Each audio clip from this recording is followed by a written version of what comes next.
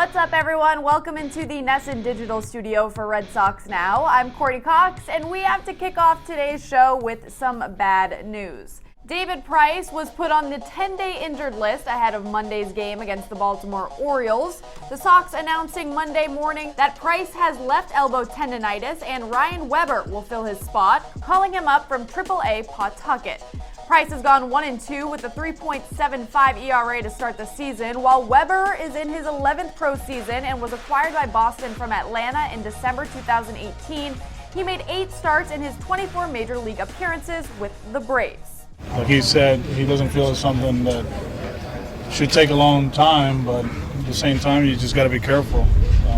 We're in a part of the schedule that, we got a lot of off days, so we can kind of like maneuver around it, and whenever he feels right and we feel that he's fine, he'll get back to it.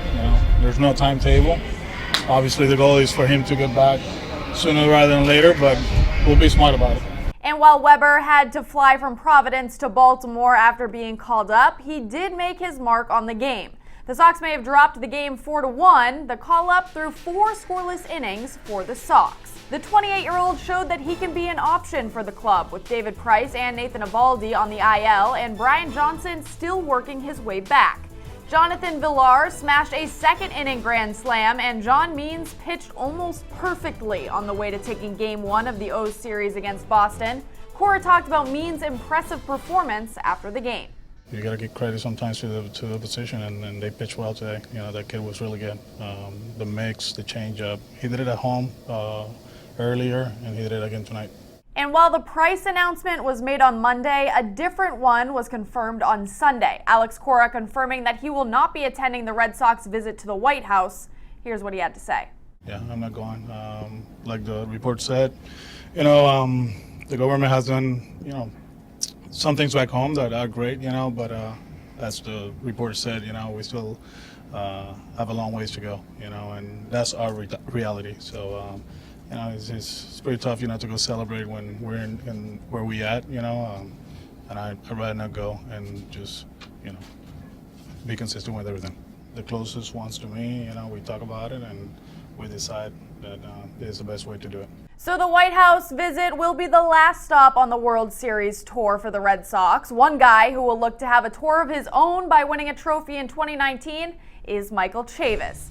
He has 6 home runs and a .309 average in just 16 games. How about this? His average home run is 429 feet, and this stat has been making its rounds. Mookie Betts finished second overall in the 2016 MVP voting war, having 31 home runs, his longest being 428 feet. This guy is stepping into the run for Rookie of the Year. The Red Sox haven't had a Rookie of the Year winner since Dustin Pedroia in 2007. Okay, well, this past week had the Kentucky Derby and Cinco de Mayo. The Red Sox got into the spirit of Cinco when a mariachi band showed up in their clubhouse in Chicago.